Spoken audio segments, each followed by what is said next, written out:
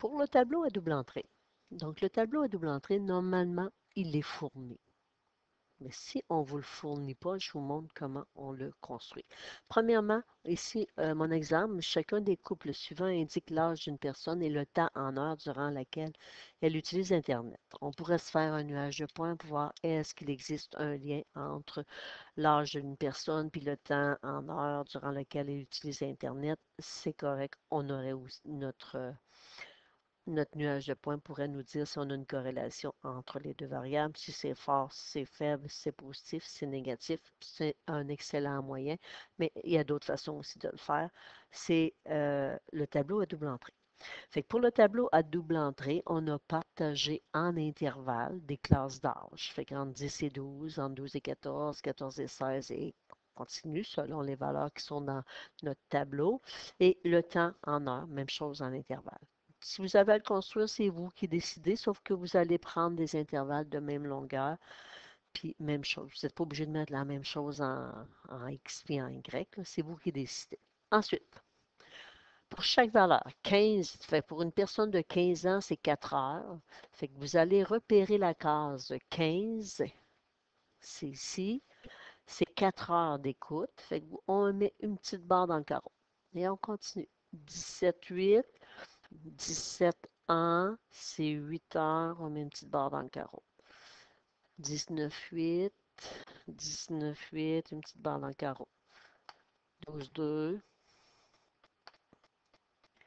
13, 3,5,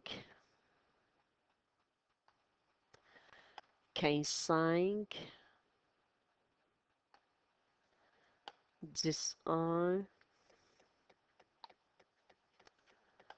14, 6,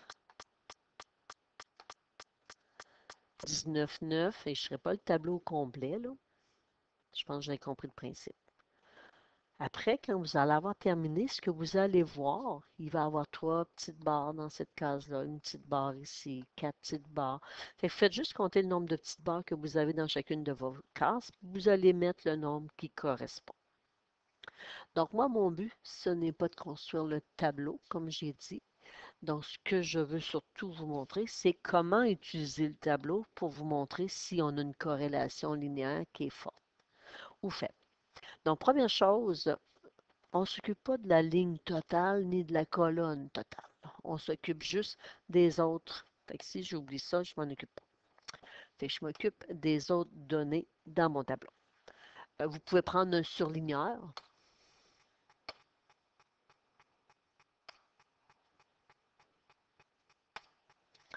et aller mettre en couleur la case où vous avez des données autres que 0. Donc, vous voyez, je n'ai pas touché aux cases où on avait du 1.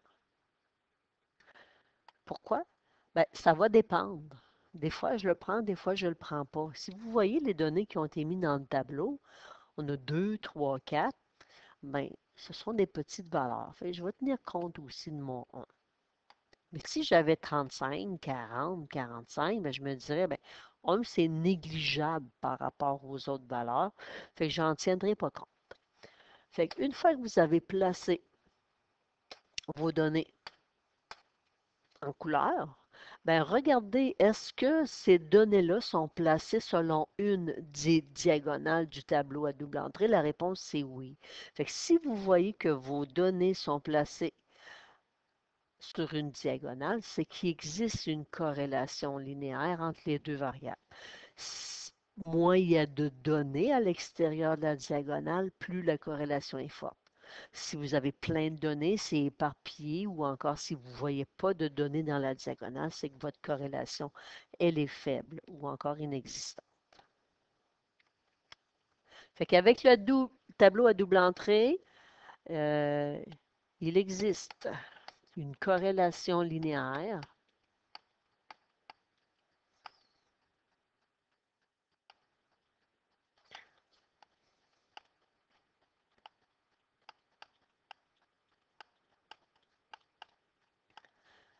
forte.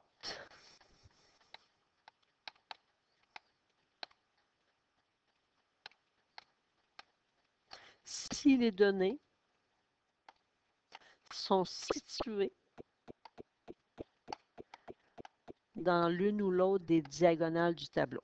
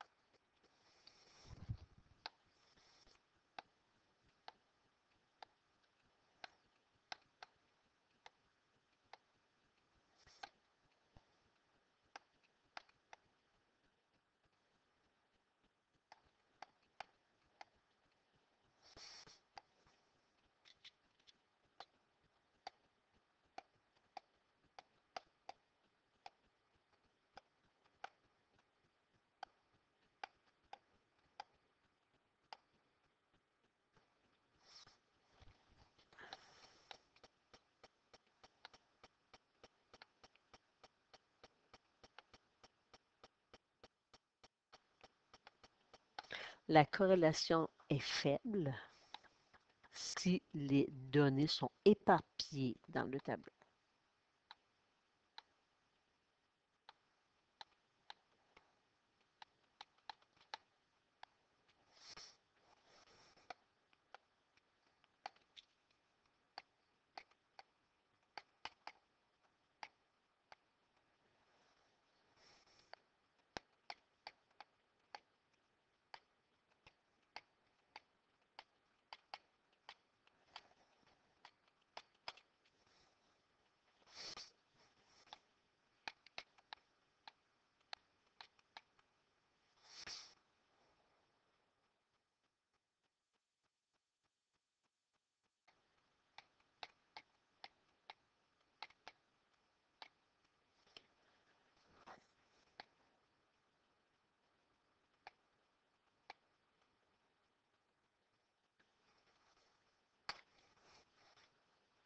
Donc, on place de la couleur où on a des valeurs autres que 0 dans nos cases. Si on voit que les données sont placées dans une des diagonales du tableau, on dit que la corrélation est forte. Si les données sont éparpillées dans le tableau, la corrélation est faible. Donc, exemple, ici, on va voir s'il y a une corrélation linéaire entre le nombre de visites et l'âge des personnes. Donc, je vais mettre en couleur ou encore je vais encercler les cases où j'ai donné des données autres que 0. Je regarde, est-ce que j'ai des données dans ma diagonale? Oui, j'ai des données dans ma diagonale. Est-ce que les données sont dispersées? Oui, sont dispersées. Donc, il y en a une, mais je ne peux pas dire que c'est une corrélation qui est très forte. Fait que je pourrais dire que c'est moyen fort parce qu'il y en a une.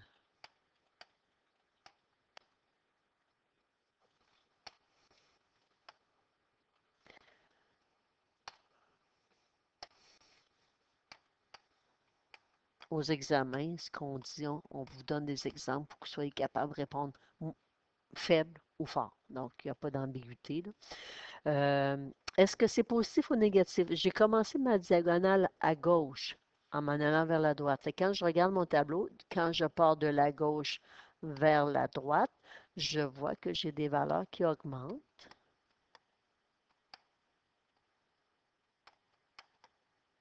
Et j'ai parti ma diagonale dans le bas en montant. Fait que quand je pars du bas en montant, ce que je vois des valeurs qui diminuent.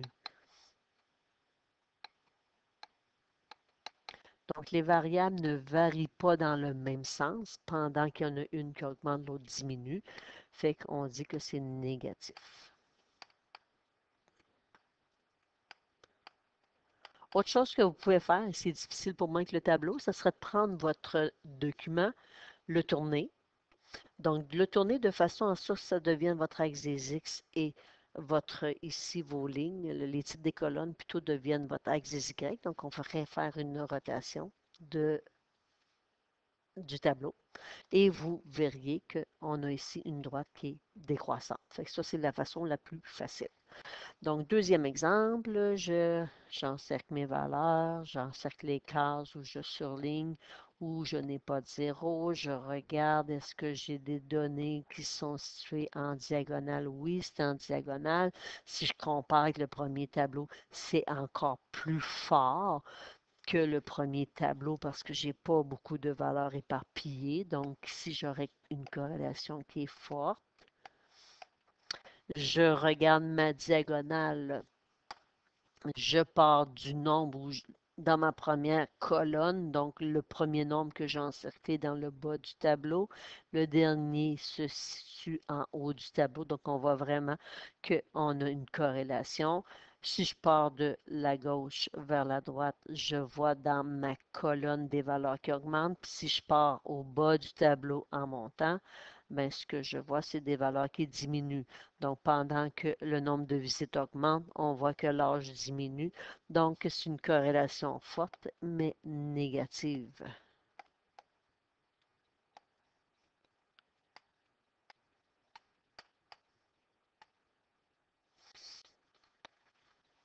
Troisième tableau. Donc, ici, donc même chose, je vais mettre la couleur où j'ai des valeurs. Il y en a un petit peu partout. J'ai pas vraiment de diagonale. Oui, j'ai ma diagonale. Elle serait ici, là. Mais par rapport à ma diagonale, c'est quand même assez dispersé. Donc, je la considère, dans ce sens-là, on ne pourrait pas dire qu'il y a une diagonale parce qu'on voit des zéros partout, là.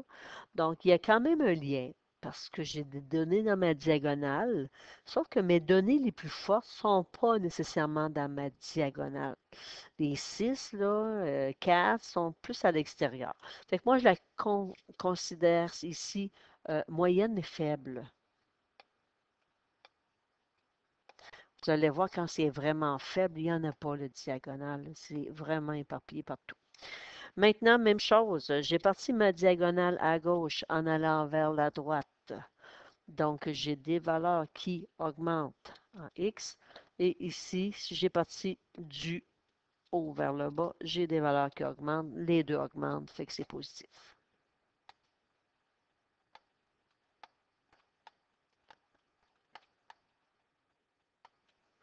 Dernier tableau.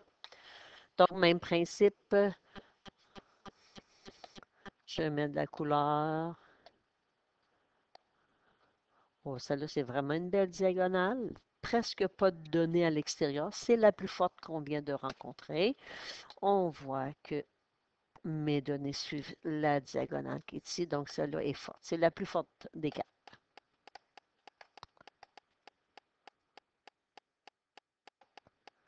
Corrélation forte. Et je pars de la gauche vers la droite, ça augmente. J'ai parti du haut du tableau, placer ma diagonale en descendant. Ça augmente. Fait que c'est fort et positif. Positive. Faut faire attention avant aussi.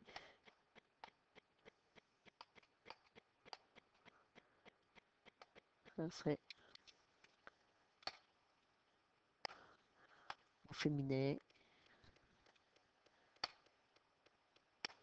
Positive.